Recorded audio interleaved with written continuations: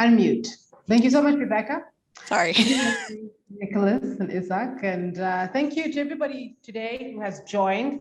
I'm always excited to do these kind of talks and to try and get more journalists interested and engaged in terms of how do you use data to give depth to your stories or to find stories.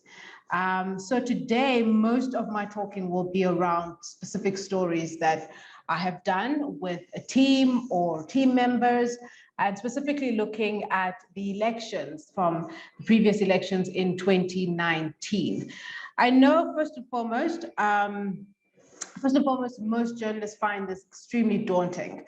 And firstly, I'm so glad that we've got so many actual journalists working on the ground, writing the stories, producing the stories, who have joined us today. And secondly, I'd like to say that SANEF has done something extremely amazing for journalists. When I started out in data journalism, there wasn't one place where we could go and find a lot of this information. And a lot of these tools were only upcoming at that point in time. And so now as journalists, we have one place that we can go to assist us in better reporting on elections and other matters, even beyond the election coverage. So I'm going to attempt to share my screen. And then I'm going to go through the stories that we worked on at the Mail and Guardian in 2019. And as I'm talking through these stories, I will kind of put tips in between about maybe try and get more information about this or more information about this, and this can build the story in this particular way as well. All right, let me get it started. So we are looking at developing a data story. Introduce myself. I'm Athandiwe. I'm a journalist former journalist and now the Mail and Guardian deputy editor.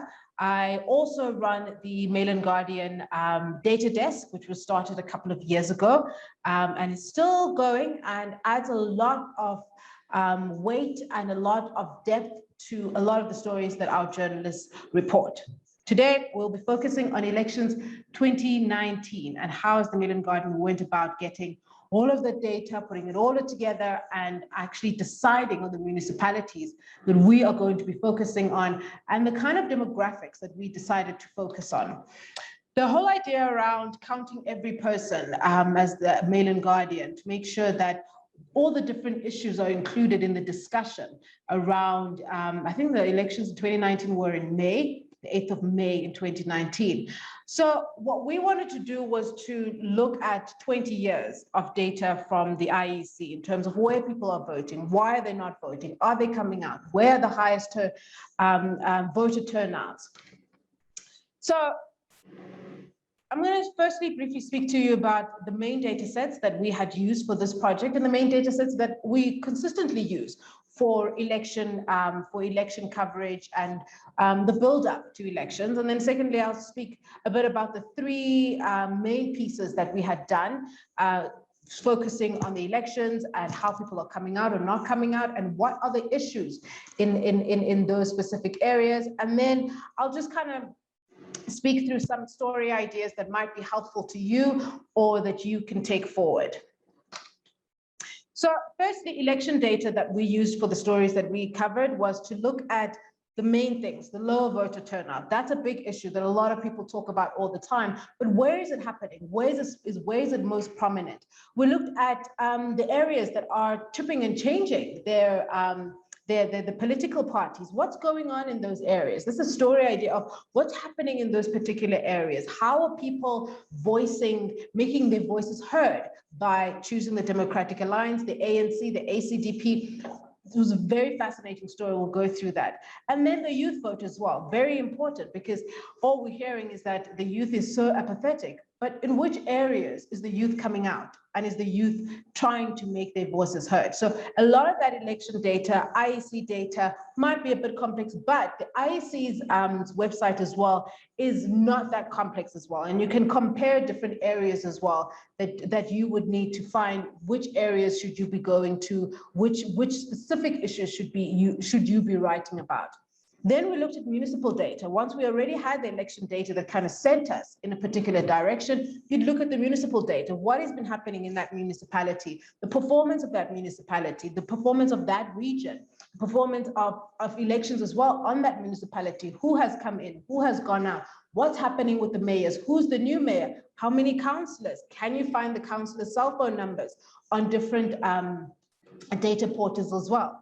And then we also looked a bit about the financial data. The financial data speaks to service delivery, which projects are currently underway. And that directly connects with what the people on the ground have to say. Because if you go into a community that has a low voter turnout and there are no RDP houses, no flushing toilets, no running water in that particular area, in that municipality, then you know why, based on the financial data that you find. Sorry. Okay, so one of the stories that we had covered, I'd mentioned actually a couple of days ago that even though this project took us a little while to go through the IEC data, and that's not what we're expecting of all journalists, because we had quite a small team that was able to go through a lot of data in a short span of time, then the journalism had to happen. So one of the areas that we had found was Umdoni municipality out there in KZN. And in this specific ward, we had found that it is the one ward in the whole country where there have been, I think, 6 different political parties that have actually been representing that particular ward over a span of about 8 elections. This was quite interesting for us. That's what the data told us. So the data can be one of 2 things for you when you are using it. It can either be your source, just like any other source. When you speak to somebody and he says, well, I've got a tip-off for you, the data can be that tip-off for you. And just as you would on any other source, you would interrogate that, compare that, go and ask more questions about that. That's what the data here, in these series of examples that I'll be showing, that's what the data here did for us. It was a source for us. And then we had to interrogate and compare. How is Umdoni different? This particular ward, Ward 7 in Umdoni, how is it different from all the other wards in Umdoni and in KZN and in the country? To find out that they are the only ward that has had so many different representatives over the past 8 years. And this is fascinating for us. And we had to send a journalist there. Luckily, we had somebody in KZN, Patty Harper. Patty Harper went to Umdoni to try and find out what is going on in this particular ward, to speak to people there. And the people there were telling us, yes, they vote. Umdoni had a very high turnout. So now you're already seeing that what we've done, the data has given us a place to go to.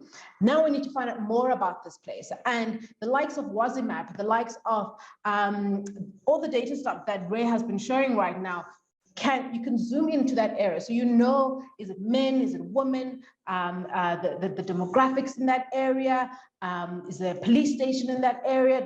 Are people educated in an area? And also the election data shows you that there's quite a high turnout. So these people want to vote. They know how to make sure that either they get the services or they chuck out any political party that does not give them what they want.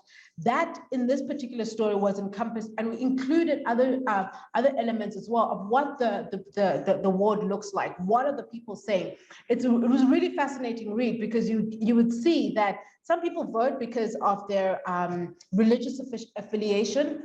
And if that particular party is not doing what they want, the next elections, they turn around and they vote for somebody else. It was really fascinating to find out what's happening in these small, all the way down to a ward level. That is what data can give you and send you to those places that you wouldn't necessarily think about, but the data gives you that particular tip-off.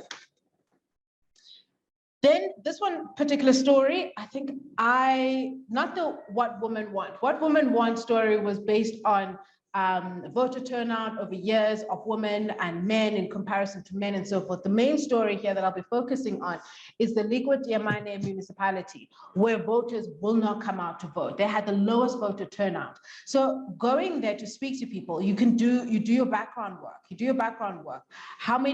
Over how many years have people not come out to vote? What are some of their biggest issues? What is the data in the municipality saying about how this municipality is run? Are they there projects underway? If they are, how does that compare to the people on the ground?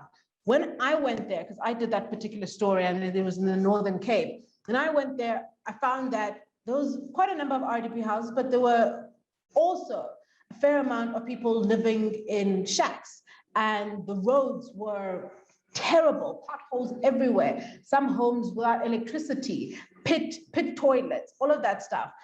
Had to come back and connect those. This is the second part. Remember, I told you that there's two things that data does. Either it will show you where the story is as a source, or the second part, it will give substance to some of the information that you find on the ground there. One of the women that I had spoken to, she's like, we haven't had electricity. She's an ANC Women League member. Don't have electricity. I still live in a shack and I don't see this changing. None of my children have jobs and so forth. So after that interview, I had to come back and then go through, okay, what is the municipality data saying about the number of houses and the number of people who still live in shacks, access to water, access to electricity, jobs in those areas? All that data then can be used to give depth to this particular story. Because I've gone, the data has shown me where to go to, I've done the interviews, I've done the journalism, and then I've come back and said, okay, I want to give more depth. Because I've interviewed one or two of the people living in these circumstances, how bigger is the problem in this area, so that these people's stories can be spoken of on a much bigger and general level, and more people can understand. Our readers can broader understand that this is not a problem that affects one or two people in this particular municipality. That is what data can do. So it can send you somewhere, can be your source, or secondly, it can give your story much more credibility. Because as journalists, we can't speak to 100 people. We don't have that time like a researcher does, because a researcher would have a year to work on something or a longer time to work on something. But you go out there, you speak to 2 or 3 of the people, but now you want to broaden out and show people that there's actually a much bigger problem here. Go to the data, the sources, the resources are there. And with Sana putting it in all in one place for us, to simply go there. 10 years ago, I was still looking around and trying to find where the data is. And over years, I kind of got to learn where specific data lives. And then I had to clean it up myself. However, SANEP now has been able to put this together to say, you don't have to be cleaning up data. What Ray said, no more heavy lifting. You don't have to be cleaning up data. You don't have to be thinking about where to find it. This data allows for your stories to have much more broader approach. And then the third story I wanted to kind of highlight for you guys is the youth vote. The youth vote is always a big thing, and people are always talking about how the youth is so apathetic and does not want to engage. We decided, okay, let's take a look at these numbers. Let's take a look at these numbers. Through our weeks and months of going through the data, we decided to kind of zone in on youth vote, and specifically 2014. And this particular area, it was in young people are coming out to vote. And we wanted to know, why are they coming out to vote? What is happening in this particular area that makes young people want to engage? Sent a journalist to Josini, and there he was talking to young people who had started businesses, who were entrepreneurs, and who were really engaging with their particular area. They were still not happy about the circumstances that they were living under. Many people were still unemployed, but now they were showing that they could take a step forward. And maybe there is a connection between young people being given the opportunities to start things out for themselves, and not necessarily just giving them a job, but building things for themselves, and their level of being active in municipal elections, in local government, in municipal, local government, national elections. There might be a connection there. And talking to these young people, you could see that comparison to other areas, you could easily make a comparison to other areas as well that have either high voter turnout for young people or a low voter turnout for young people. And then you could compare those different areas. The sources that are out there on SANEP as well, you can compare different areas. So if you're interested in a specific area, a specific municipality or ward, and you have found, and the data has told you, and your data has been your source and has told you that this interesting thing is happening here. This is an outlier in this particular area. Take that and compare it to other similar looking or similar municipalities or area with similar circumstances, and see the story that comes out of that. And as I said, that 2 things, your source and it will give your stories depth. And I know a lot of journalists don't have, that's mostly how I started actually. We don't have the resources, we don't have the support, we don't have, there's a lot that we don't have around how to get data journalism into our stories. But what we do have is we do have the people already talking to us, the people on the ground already telling us what is happening in their areas. So we're not going to have 6 months to go through thousands of rows of data from the IEC, but you already have people already on social media, on Facebook, texting you as a journalist to say, there's this problem in my area. And you're thinking, no, man, this is just one person. Take that person's issue, go to the municipal data, the money data, the service delivery data that's there in one place for you, and find out, is this a bigger problem than just this one person? And if it is, then collate those different areas where there's a problem and go to those areas. Specifically talking about elections and how to cover elections, use this data. It's so important. It is so important so that, and it's not just about writing stories and getting stories out there. It's to give our readers depth, because what we do as journalists is for the reader. It's to give them more information about the areas that they live in, the issues that they have to battle with and deal with. Keep that in mind when you're going after this kind of data and you're going after the stories that you are going after. Thinking about what would the reader need? What would the person who listens to my radio show or who listens to this bulletin or who reads this particular story, what do they need? Do they need to know about the municipal finances in the past 3 years? Have a box with your story, or have a side thing for your bulletin that says, actually, these are the big things that are currently happening in this municipality outside of the story. Data will give your story so much more depth. Municipalities, what's happening with the mayors? What's happening with your mayors? Have they chipped and changed mayors? Why have they chipped and changed mayors? I'm just kind of spitballing some story ideas that might help you in the different areas that you're covering. Have they chipped and changed mayors over the years? Why are they doing that? Should you go there to that particular area and ask ordinary people walking on the street, why has the mayor changed? You will find the story there. People, I mentioned, people already talking to us journalists through different social media, and they're sending emails to our email addresses and our company email addresses. Read those emails. One person's story, you find the data, you extrapolate so much more to say this is actually a big problem in this area, even though one person got in contact with you. Look at the money, follow the money. If a municipality says that this is what they had planned to do 3 years ago, has that thing been done in that particular area? Go to that particular area, speak to the people about what it means to them that that thing was not done. Where did that money go? Speak to them. That builds up your story as well. There's lots of plans that municipalities have and lots of plans that councillors have said would happen. Have those things happen. Then go to the data and find out how big that problem is. Service delivery, huge deal, and we're constantly hearing about it. This data can, that one person that is talking to you and you're just thinking, oh, I'm not going to drive 2 hours to go and do the story for that one person. But if you bring in the data to extrapolate a bigger story, trust me, that 2 hours will be worth it. And this is the stuff, all these different communities, especially community journalists, you can inform the people who are going to go and make their vote. You can inform them and give them the information before they go and make that vote.